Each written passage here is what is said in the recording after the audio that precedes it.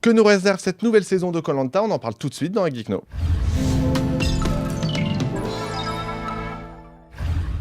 Koh Lanta, le combat des héros, ça recommence ce vendredi sur TF1 et pour en parler, je retrouve comme d'habitude, c'est une vraie tradition, Charles Descamps, rédacteur en chef de Pure Média. Bonjour Charles. Bonjour Sylvain. Alors bon, cette nouvelle saison, elle démarre un peu sous le chapeau de roue parce que TF1 l'avait confirmé déjà quelques semaines, c'est le retour d'anciens candidats, les candidats les plus emblématiques, en tout cas ceux qui n'ont pas fait de télé-réalité sur Énergie 12 et W9.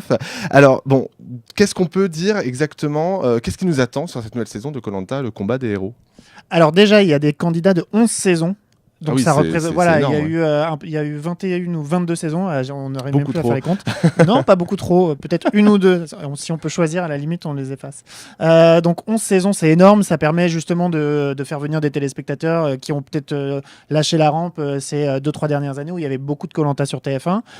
Et donc, le concept de ce combat des héros, c'est de faire revenir des gens qui ont une revanche à prendre.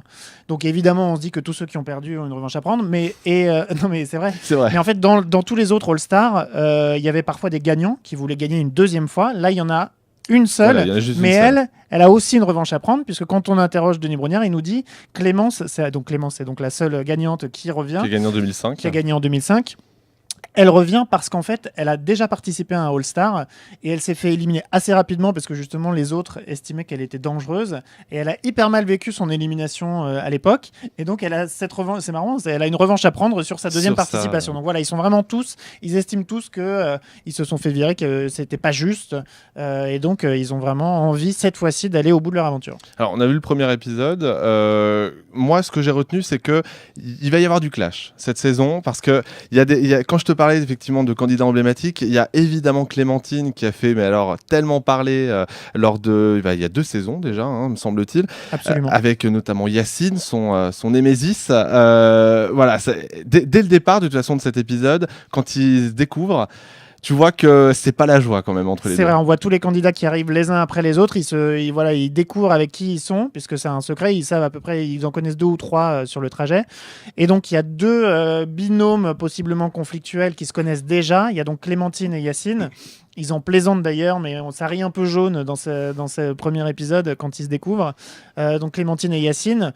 Et il y a aussi Alban et Cédric. Alban, il s'était fait éliminer par Cédric aux ambassadeurs. Alors, j'ai plus le numéro de la saison sous le Ah oui, sous alors le c'était coude. il y a 3 ou 4 saisons. Mais c'était il y a 3 ou 4 saisons. Et donc, tout de suite, quand ils se voient, la revanche qu'ils ont à prendre déjà sur leur propre aventure, ils ont aussi une revanche à prendre sur les autres candidats qu'ils estiment responsables de leur départ. Donc effectivement, potentiellement, il y en a qui ont l'air d'avoir grandi, d'avoir appris. Clémentine, c'est assez marrant parce qu'elle plaisante beaucoup de son statut de candidate la plus détestée. Enfin, c'est sans doute l'une des candidates les plus détestées dans son portrait, de l'histoire de Koh Lanta. C'est assez d'ailleurs intéressant bon, ça c'est un autre débat de pourquoi est-ce qu'elle génère autant d'inimitié, de sentiments très négatifs de la part des téléspectateurs. Mais donc, c'est intéressant de voir comment ils vont jouer leur aventure une deuxième fois. Et en revanche, Cédric, lui, il arrive et il dit « Je vais faire exactement la même chose que la première fois ». Cédric était excessivement stratège. Ouais. Est-ce que c'est une bonne stratégie d'arriver et de dire aux autres « Je vais être excessivement stratège ». Ça lui a réussi stratège. À l'époque. Donc du coup... Oui, mais à l'époque, les gens ne savaient pas à quoi s'attendre. Il a vraiment retourné la tête de plusieurs candidats. Donc, arrivé en disant, vous allez voir, en gros, je suis sans foi ni loi. Je ne suis pas persuadé que ce soit une bonne technique, mais bon... Après, il y a d'autres... Denis Brognard nous avait promis une saison encore plus difficile avec des défis encore plus grands. Bon, ils nous disent ça chaque année, mais on a quand même l'impression que là, cette fois-ci, ils ont vraiment mis la barre assez haut. Notamment, bon, c'est un petit détail, mais je pense que ça peut faire la différence vers la suite. C'est le fait qu'ils n'ont pas de riz. Alors, je voudrais pas dire de bêtises, mais je pense que c'est pas la première fois pour un All-Star. Alors, en gros, généralement, quand ce sont des candidats qui ont déjà vécu ce type d'aventure, tout est plus difficile. C'est plus déjà tassé dans le temps. Bon, là, exceptionnellement, ça dure 34 jours, donc c'est moins long que d'habitude, mais c'est quand même beaucoup plus long que les autres All-Stars, où le rythme était plus soutenu. Donc là, effectivement, on les aide moins, ils savent à quoi s'attendre, ils se retrouvent confrontés à des épreuves. Donc toutes les épreuves, on les connaît cette année, puisque ce sont des grands classiques de Koh Lanta. C'est le principe, justement, ils ont une revanche à prendre, donc on les met face à des épreuves qu'ils connaissent, mais qui ont pour certaines été réinventées. Mais vraiment, c'est ça. L'idée, c'est de réessayer, mais que ce soit encore plus difficile. Il y a aussi autre chose d'assez marquant dans ce premier épisode, c'est qu'il y a un premier conseil dès le départ, à l'issue de la première épreuve. Alors évidemment, on ne dira pas qui remporte cette épreuve, mais en tout cas, ça met tout de suite dans l'ambiance. Tu te dis, ah oui, d'accord, on va déjà se séparer de quelqu'un. Mais de toute façon, c'est lié à ce qui nous attend par la suite, et c'est probablement la grande nouveauté de cette édition-là, même l'unique finalement, c'est l'île des exilés, c'est ça? Absolument, l'île de l'exil ou l'île des exilés, je ne sais pas trop comment ils l'ont appelé, enfin je ne me souviens plus précisément du terme. En gros, à chaque fois et le problème c'est que c'est un peu compliqué à expliquer, donc on va essayer de faire ça simplement, à chaque fois qu'un candidat est éliminé, personne ne le sait, et même pas lui d'ailleurs à ce moment-là, mais en fait il ne quitte pas l'aventure, il se rend donc sur cette île de l'exil, où d'abord donc le premier éliminé vit seul en attendant le deuxième éliminé, et donc après ces 2 premiers conseils, ces 2 candidats vont s'affronter dans un duel, dont un seul sortira gagnant. Celui qui perd est évidemment éliminé définitivement. Il y aura 6 duels comme ça jusqu'à la réunification.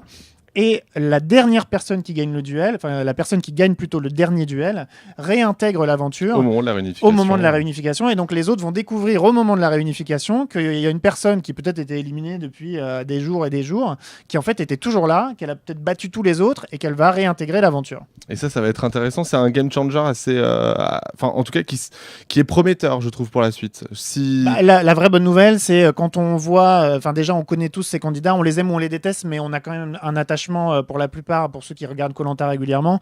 Donc voir la brutalité de ce premier conseil, voir le départ d'un candidat et se dire c'est déjà fini, on est assez content qu'il y ait ce rebondissement, parce que comme ça nous donne un peu d'espoir que ce candidat puisse réintégrer l'aventure. Il y a aussi d'autres petites nouveautés, notamment le fait que si jamais il y a quelqu'un qui abandonne, il ne sera pas remplacé. En fait, c'est à cause de l'île de l'exil, parce que techniquement, si quelqu'un est éliminé, on doit faire revenir, si quelqu'un abandonne pour raison médicale, on doit faire revenir le précédent, mais le précédent, il est sur l'île de l'exil. Donc ça c'est très compliqué. Donc c'est pour ça, en fait, c'est une raison très simple pour laquelle on ne peut pas remplacer les abandons. Et puis ensuite, il y a le retour des colliers d'immunité qui sont individuels et non nominatifs. Alors du coup, moi sur ma petite liste, je me suis dit, est-ce que ça veut dire qu'on peut se les voler? Tu vois, est-ce que par exemple Clémentine, elle va aller voler le collier d'immunité d'Alban? Clémentine, voilà pourquoi les gens n'aiment pas Clémentine, on lui met tout sur le dos. En même temps, les colliers d'immunité ont toujours été, depuis quelques saisons, sont cessibles. Alors j'imagine que c'est la même chose cette fois-là, donc je ne sais pas si cessible veut dire dérobable, mais donc effectivement il pourra y avoir des communications entre équipes, etc., comme ce fut le cas je crois la saison dernière. C'est là la première fois où il y a eu entre équipes des alliances, avec des morceaux de collier d'immunité. Exactement. Donc encore une fois, c'est pas un énorme changement, c'est des choses qu'on a déjà vues dans les Koh-Lanta précédents. Et ça amène évidemment encore plus de stratégie, évidemment.